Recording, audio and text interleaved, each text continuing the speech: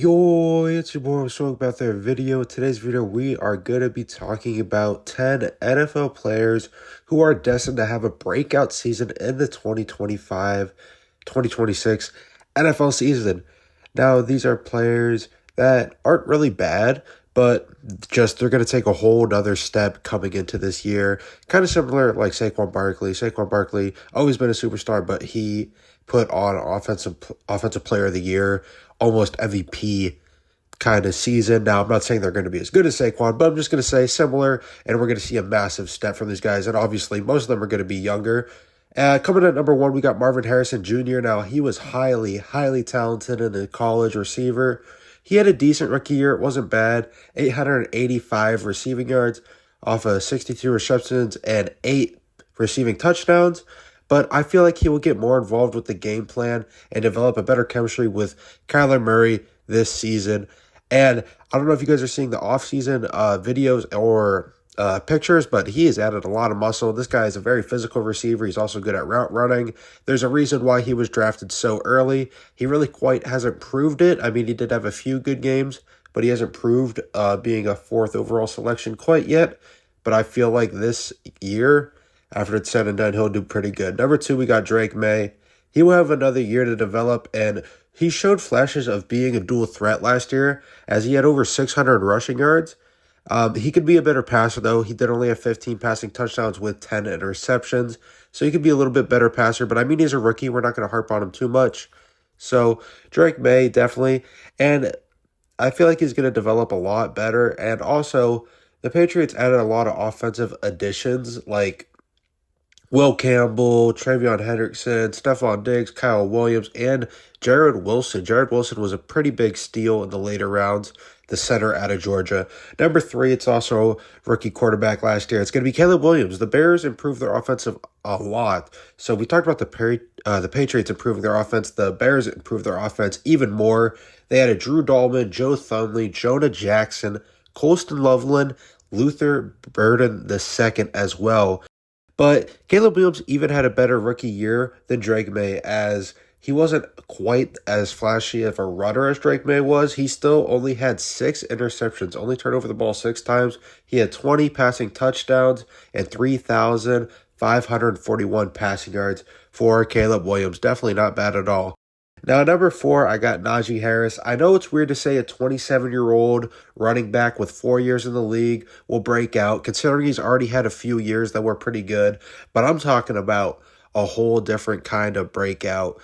Now, you don't need to be young to break out, but this guy is definitely going to have one of the better years, if not the best year of his career, I believe, as a Los Angeles Charger. I feel like it was the best situation he seriously could have put himself into. Now, the Chargers, they're going to give some reps to Marion Hampton, obviously. So I feel like it would have been an even better situation if they didn't go out and get a Marion Hampton. So, I mean, that's going to steal some of his reps. But think about it. Najee Harris, he really hasn't had a good offensive line in the last 2 years, and he still put up okay numbers. And he's behind an elite offensive line now, and he's got an elite quarterback in Justin Herbert, and Harbaugh is going to be a pretty good head coach. He already was. So everything's looking good for Najee. Number 5, I got Bryce Young. Now, the last 4 weeks of the last season was pretty impressive for Bryce Young, but a lot of people forget every single game before that, Bryce Young was absolutely horrible. Now, he's just a late bloomer. He's taken some time to develop, but yeah, I feel like this will finally be the chance for Bryce Young to develop into the Panthers franchise quarterback. Did it take him a little bit? Sure, but he showed some flashes last year, and they got Teacher McMillan to come help, and I think that is going to help a lot. I think the Panthers are finally going to show that they have their franchise guy and Bryce Young. I just see it happening. Number 6, we have Chop Robinson. The 22-year-old linebacker out of Penn State last year was able to produce 6 sacks and 26 tackles. Now, he could have had a lot more tackles, but he didn't get a whole lot of playing time. Definitely could have been used more in the Miami Dolphins defense, but I feel like they're going to give him a lot more playing time now, and he was still pretty impactful. He had 56 pressures last year, and the Dolphins defense will also see the return of Bradley Chubb and Jalen Phillips. Now, I don't think that's going to affect his playing time a whole lot because, yes, those are edge rushers, but I think they're going to put Chop Robinson more in the linebacking position, even though he did play majority of edge rusher last year. And they did lose Javon Holland, which is not good for the Dolphins defense, but they had Minkah Fitzpatrick. Number 7, we got Keon Coleman. The second round pick was kind of underperforming for his first year. I feel like it's a kind of similar situation to Marvin Harrison. Now, obviously, Marvin Harrison is more talented and expected to be more athletic, which I feel like he is, but I feel like it's mainly the aspect of that it's a rookie who was not involved in the game plan as much as he probably should have been, and he's going to develop more chemistry with Josh Allen, just like I feel that Marvin Harrison will develop more chemistry with Kyler Murray.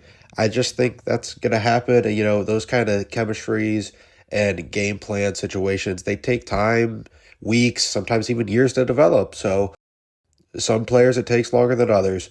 8, I got Paulson Adebo. In his third and fourth season, Adebo had over 11 passes defended and some decent interception numbers. Now the Giants got him for 3 years, $54 million, and they got Javon Holland also, so that is going to help out their secondary quite a bit.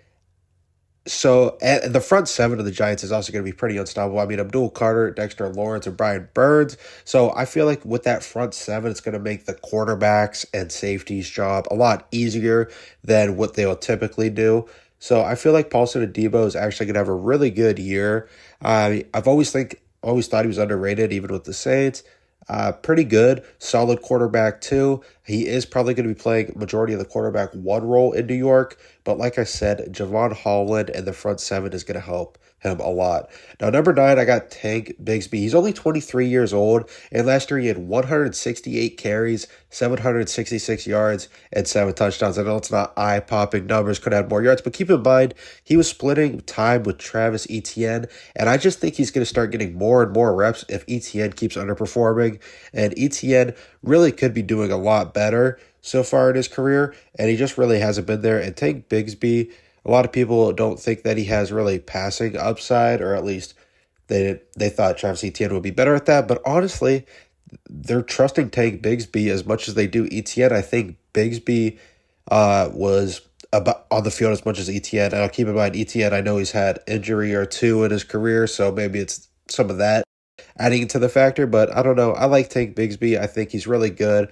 He's also very good at breaking tackles, as you can see right there, just shredding the Colts defense. Now, obviously, is he going to do this every play? No, but pretty solid running back that deserves more love. I got another Tank on the list.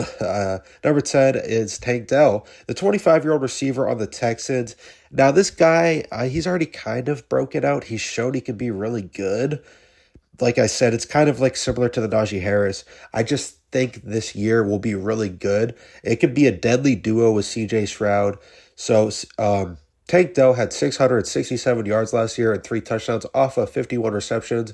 And it could be an explosive year. The Texans offense can really show their potential here. I think CJ Stroud just had a sophomore slump. So if we go back to rookie year CJ Stroud and we have a healthy Tank Dell, and keep in mind, this is after they have added Jalen Noel from the draft, I think that's going to be pretty deadly. A lot of options there, and I think they're going to be worried about Nico Collins, and I think they're going to be forgetting about Tank Dell in their game prep, and he is going to exceed. I mean, as long as he stays healthy. That is 10 people that I think will break out in the 2025 season. If you guys enjoyed NFL content and Madden content, make sure you leave a like and subscribe. We are close to Madden 26 releasing, and I'm excited for that. If you're excited, subscribe and turn those post notifications on. We'll be posting a lot of information about that, and also when the release comes out. And if you guys aren't really big Madden players, make sure to go ahead and leave a like and subscribe anyway, because we do post NFL content like this, and it will be highly appreciated. I'll see you guys in the next video. Bye.